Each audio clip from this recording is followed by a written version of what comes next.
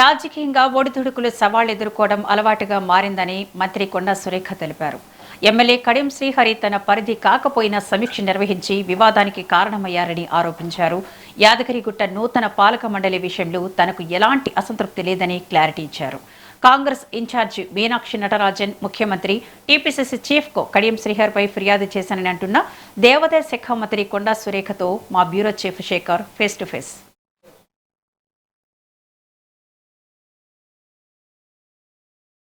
Surekha versus Kadiyam శ్రీహరిగా మారిన పరిస్థితి గతంలో కూడా విభేదాలు, మళ్ళీ ఇప్పుడు కూడా విభేదాలే. అంటే మీరు పాలన ఎన్నో ఏళ్ల రాజకీయ జీవితం మీది, ఈ అనుభవంలో రాజశేఖర రెడ్డి కావచ్చు, తర్వాత మీ సీనియారిటీ మంత్రిగా ఉన్నారు, ప్రజెంట్ కూడా ఎప్పుడు విభేదాలు, ఈ వివాదాలని ఎలా చూస్తారు? అలవాటు అయిపోయినాయండి వివాదాలు అనేటి. అధికారంలో ఉన్నాక కూడా వివాదాలను ఎదుర్కోవాల్సి రావడమే కొంచెం బాధాకరంగా ఉంది.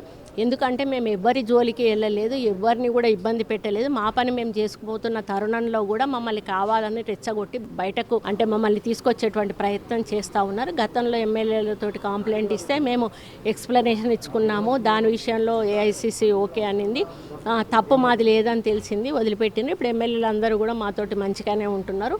ఇప్పుడు కడియం శ్రీహరి మాట వినడానికి కూడా ఎవరు అంటే ఎవరు కూడా రెడీగా లేరు. ఎందుకంటే ఈయన కావాలని రెచ్చగొట్టి ఏదో లబ్ధి పొందాలని ప్రయత్నం చేస్తున్నాడని వాళ్ళకి అర్థమైపోయింది.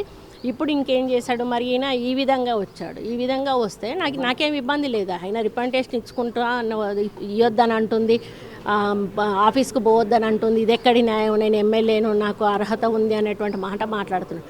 నీకు అర్హత ఉంది, వెళ్ళొచ్చు, ఇవ్వచ్చు. ఎక్కడ ఇవ్వాలి? ఛాంబర్లో ఇవ్వాలి. కమిషనర్ ఛాంబర్లో నువ్వు రిప్రజెంటేషన్ ఇవ్వాలి. బట్ నువ్వు ఎక్కడ పెట్టావు? మీటింగ్ హాల్లో మీటింగ్ పెట్టి కమిషనర్ని పక్కన కూర్చోబెట్టుకొని అధికారులందరినీ ముందు కూర్చోబెట్టుకొని సమీక్ష నిర్వహించి వాళ్ళకి ఆదేశాలు ఇచ్చి ఇన్ని రోజుల లోపల నాకు డిపిఆర్ ప్రిపేర్ కావాలి, ఇన్ని రోజుల లోపల ఇది కావాలని చెప్పి ఆదేశించాను అని మీ పిఆర్ఓనే మీ ఆఫీస్ నుంచే ఫొటోసు ప్లస్ మ్యాటర్ రిలీజ్ చేశారు.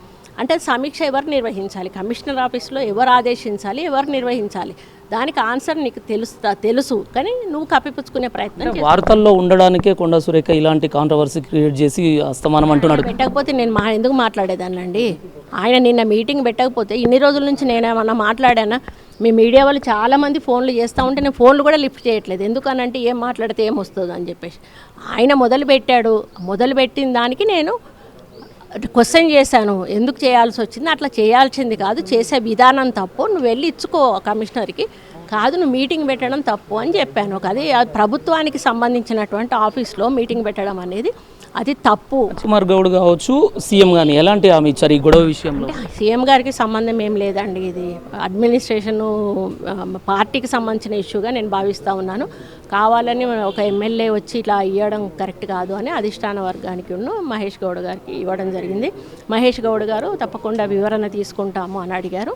అదేవిధంగా మీనాక్షి మేడం 14th రోజు వస్తున్నాను, ఆ రోజు వచ్చి కలవండి అని చెప్పి. వరంగల్ రాజకీయాల మీద ఎఫెక్ట్ పడదనుకోవచ్చు? ఏం పడదండి, ఎలక్షన్ల వరకు అందరం కూడా ఒకటే అవుతాము, కావలసిన వాళ్ళను గెలిపించుకుంటాము. ఇది పరిస్థితి. ఖచ్చితంగా తన విషయంలో కావాల్సి కడియం శ్రీహరి ఇది ఒక రాజకీయంగా నన్ను బదనాం చేయడానికే బయటికి లాగడం జరిగింది తప్ప ఇన్ని రోజులు నేను స్తబ్దుగా ఉన్నాను.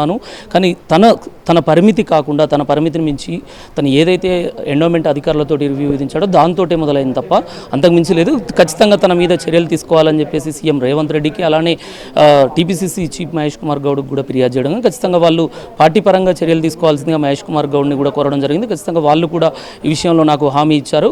ఈ ఎఫెక్ట్ వరంగల్ కాంగ్రెస్ పైన ఎలాంటిది పడదు. ఖచ్చితంగా మేయర్ పీఠాన్ని కైవసం చేసుకుంటాం. ఇలాంటి గొడవలు ఇది సహజమే. నాకు పార్టీలో ఇలాంటి ఛాలెంజ్లను ఎదుర్కొంటూ ముందుకు రావాల్సిన పరిస్థితి వస్తుంది అంటూ తెలిపిన పరిస్థితి. కెమెరా పర్సన్ తరుణ్తో శేఖర్.